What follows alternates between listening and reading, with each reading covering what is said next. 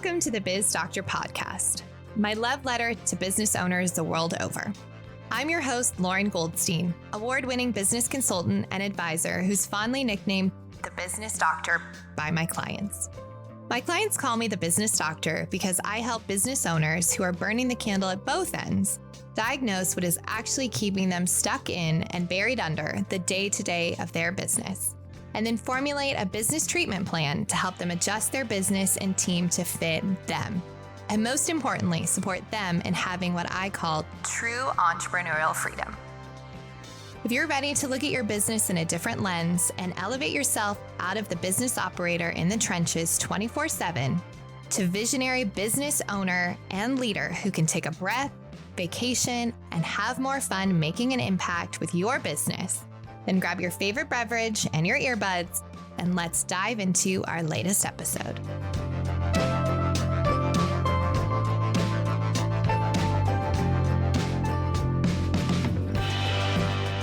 Welcome back to the show. In today's episode, I'm going to share with you something that hopefully will break all of you amazing creative business owners free and help your team support you better too. So riddle me this. Have you ever been told to focus, but you just can't seem to get it together, or rather keep it together for more than a short interlude? You've got just too many ideas swimming in your brain that you want to pursue. Or perhaps you're really good at pointing out inefficiencies or areas of improvements. Or maybe you just bounce from one thing to the next and your team is constantly on high alert for the next pivot. Sound familiar? Chances are that if you answered yes to any of those above, somewhere along the way, someone told you that you were being disruptive, distracting, or the worst sin of all, would not amount to anything if you couldn't figure out how to just sit still and follow through. Heck, there's even a famous marshmallow study that backs this claim up. If you can't sit still and delay your gratification, then you will always be one step behind and never reach your true potential. Ugh, talk about a Debbie Downer. Well, friend, take heart because I don't believe that. But I do have good news and I have bad news. The good news is this propensity to chase shiny objects, ideas, improvements, etc. is actually one of your greatest assets. And when harnessed properly, it can lead you to tremendous success. Now for the bad news. Your teachers and the marshmallow study were partially right. If you can't learn to focus down on a few of those things, you will be running around in circles, and this could be your biggest roadblock to success and traction in your business. So now that we got both of those out of the way, I'm sure you're asking, great, so how do I actually harness this new superpower for success and impact instead of getting blocked? Well, I'm glad you asked. Here's how. First, create a system or place that will be your idea catch-all or idea backlog, or what one of my clients deemed the idea think tank, or my personal favorite, my one client named it the idea ice chest, where you can pull out a fresh, cold idea at any time. It's simply a place where when a moment of inspiration strikes, you can jot your idea down and store it in your catch-all. This might seem like something that is too simple, but stay with me. This is important because first, it gives your squirrel some time to simmer down because you listened and got it out of your brain. But second, and most importantly, it allows you and your team to prioritize your ideas and make sure that they're moving the ship forward, not distracting or delaying the team. Which, to be honest, I see happen a lot. So listen close here for a second. Ideas are great.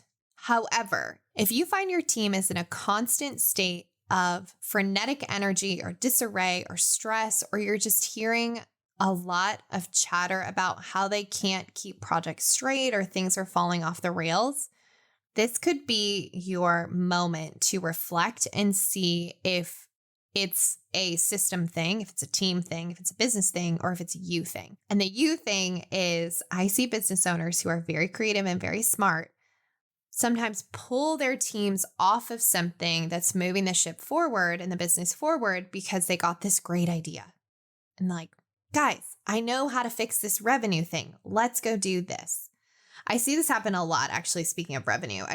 Most often when this happens, it's when you're looking at the lagging metric of revenue, and let's say revenue's down, and then you have this great idea to get revenue up for the month. Sometimes this works.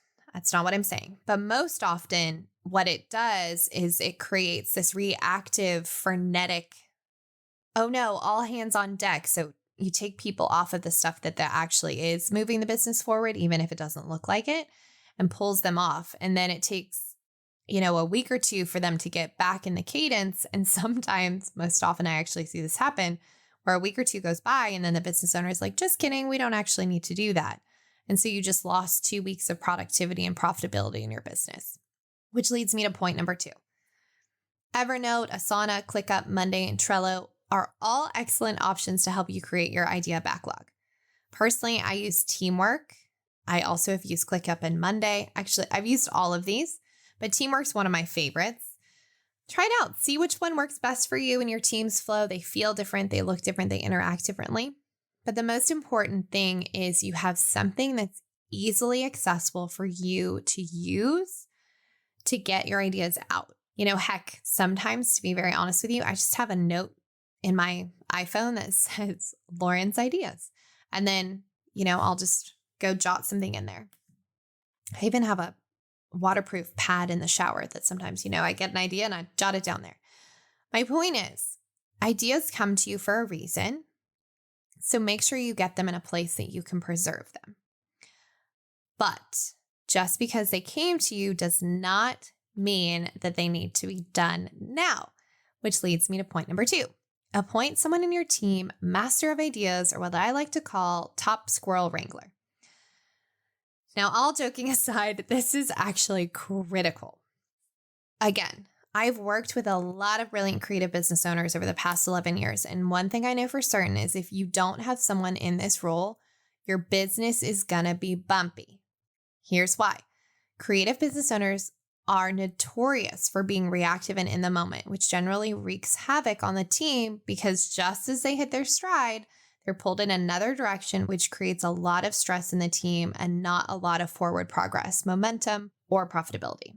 Second, if you're thinking to yourself, gosh, that actually really sounds like a drag. Like I'm going to have my creative fire snuffed out. Let me add some soothe. Think of it not like an anchor, but rather a weight on the end of a balloon that keeps it from flying away. The reason I love this analogy is because balloons, like if you see a balloon in a windstorm, it's going around like crazy, but it's not flying away because it's tethered, right? So having someone in this role, it just tethers you to the vision and the mission of the business and what your KPIs and your goals are for this portion of time. So it allows you to still have your creative ideas, still be creative, but it also creates a little bit of a buffer to make sure that you're not inadvertently impacting the business in a way that doesn't work. It really creates a win-win. You get to share your ideas and find the right time to put them into the business, or maybe not. Maybe they just need to get out of your head and now you're good. The bottom line is we all know this, whether our egos agree or not. Not every idea is a good idea.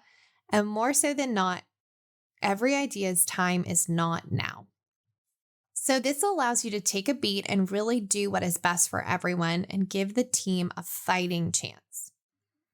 So now back to your idea wrangler. This person should excel at helping you corral and prioritize ideas. And then once you've narrowed them down, creating a follow-up plan with the right people and process in place to see the ideas come to life. Now, why I say creating a follow-up plan with the right people and process is this. A lot of times I see great ideas fail because we didn't think about how it fit into the business and how it was going to impact personnel, impact resources, impact timelines. And so if you have a plan where you know the people that are going to bring it to life and how it's going to impact the business, then you're going to have a much better chance of actually making the idea a success. So now here's some best practices for making this idea prioritization work. Let sorting your ideas become a type of game. Ideally, you and your idea master should start by sorting your ideas into 3 categories: green, yellow, and red. Ideas that you and your team can do quickly and that will have a big impact on your business go in the green category. So these are things that generally do not impact the majority of the team, do not impact resources, do not create time lags. Like it's something that's very simple that is not going to create an impact through the business. Well, rather, it's going to create an impact moving it forward, but it's not going to create a negative impact on the team. Second, ideas that need a bit more noodling or more people than you have or team or resources, they go into the yellow category. Ideas requiring even more extensive planning with more moving parts and need more resources go into the red category. So once you've sorted them, triaged your thoughts, and decided what the priority level is, my favorite tool is to use the Eisenhower matrix. Before we dive into the next bit, I want to take a second to share with you something that I've seen drastically change businesses and teams for the better. Imagine waking up every morning with a team that knows exactly what is expected of them and how to achieve success without you having to micromanage them. Imagine how much time and dollars you will save by hiring the right team member from the start. Not to mention getting the most out of every current member of your team. That is what's possible with our tried and tested tool, the Golden Key Scorecard. The scorecard is a simple, impactful, and fillable tool for managing your team, ditching inefficiency, and I guarantee will help you stop playing whack-a-mole chasing team docs all over the place. It's as easy as filling out a form. If you want to get out from under your business, shifting from business operator to business owner, and take your business to the next level while reclaiming your time, then our Golden Key Scorecard is just the ticket. Our scorecard provides the time-tested framework and process to get you and your team out of the weeds and into a well-oiled machine that can scale without you. It's time for you to run your business instead of the other way around. Become an expert in this critical piece of the foundation to creating a high-performing team. Download the Golden Key Scorecard for free at goldenkeypartnership.com/go. Now back to the show.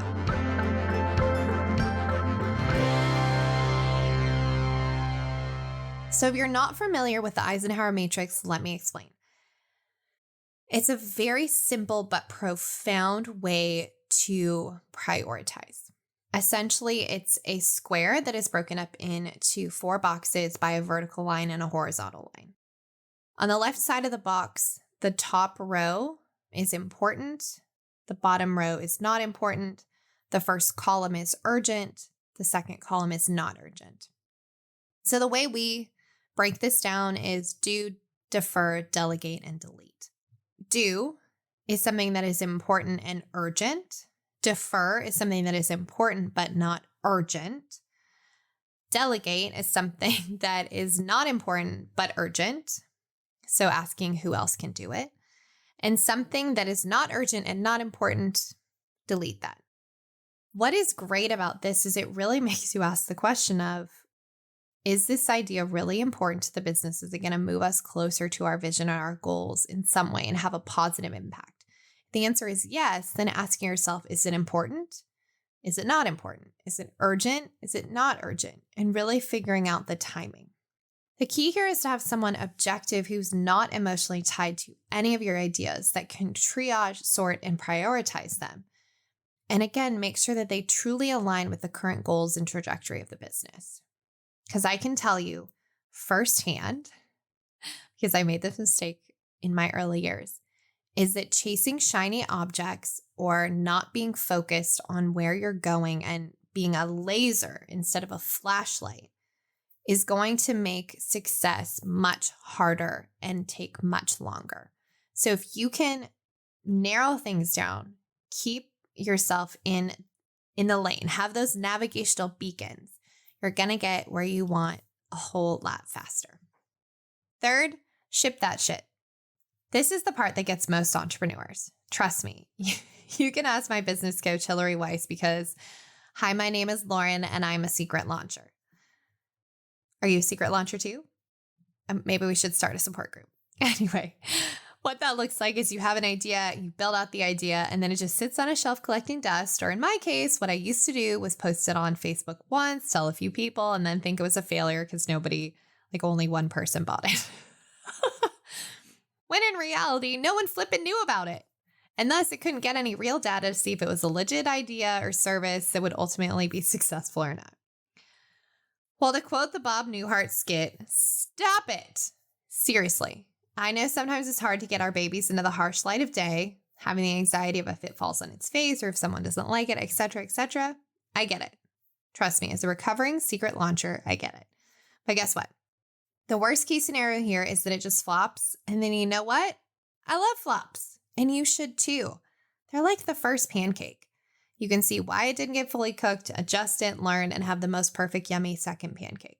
I mean, really, truly, that's all business is launching and learning. To really drive it home, I'm going to leave you with one of my favorite analogies that I use with my clients about this very subject. When you're building a house and you put in the plumbing and the electrical, when do you test it to make sure everything is as it should be and working? Do you do it after you've drywalled, painted, and moved in? Of course not. You do it when the walls are open and you can see the leaks or, God forbid, the sparks. The same is true for your business. I said it before, I'm going to say it again. Launch and learn. So often we get stuck getting ready that we never actually get on the horse and ride. Or we try to perfect it before we actually know if the idea holds up.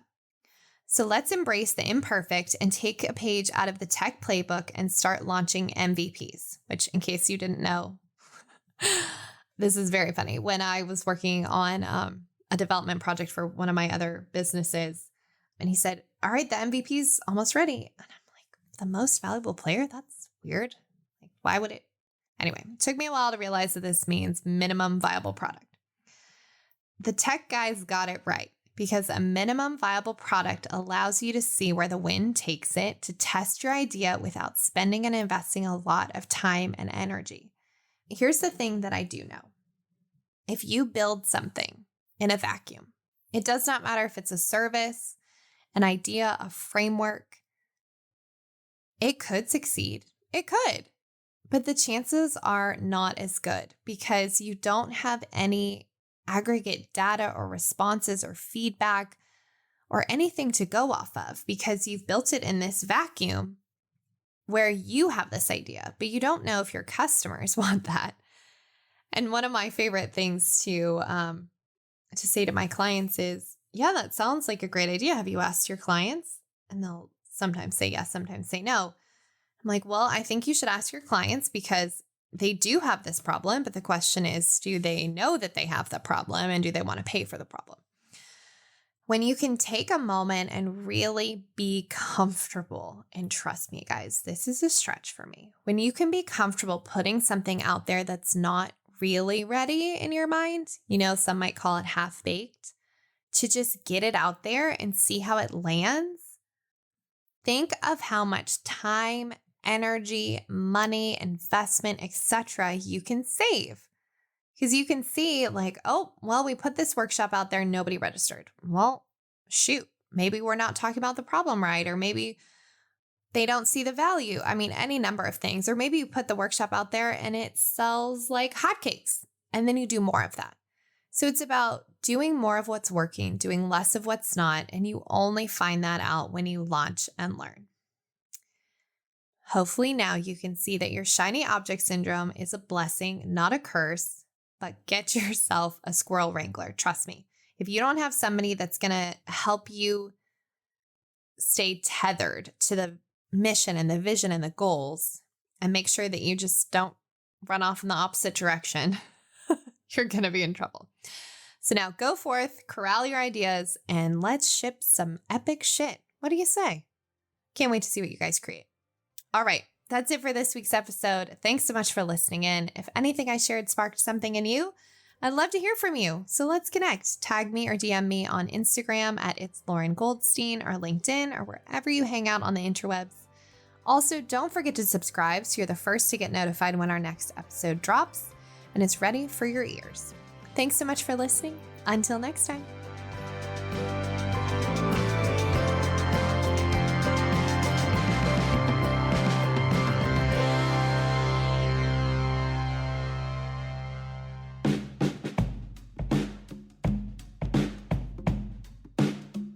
Thank you for listening to the Biz Doctor podcast. Now, I like to say that friends don't let friends WebMD your business. So if you're wondering what your next steps could be, here are some options for you. No matter what, head to the show notes or to my website, goldenkeypartnership.com, for some impactful resources to support you getting out from under your business. That's also where you'll find the links to learn more about our services and how we support business owners, just like you, who are ready to make the successful jump from business operator in the trenches to visionary business owner with more freedom and flexibility. All of that info is on our website, so pop on over to learn more or get in touch. goldenkeypartnership.com. Finally, if you love the Biz Doctor podcast, I'd be so grateful if you would share it with your friends and network and give us a 5-star rating or review wherever you listen to your podcast.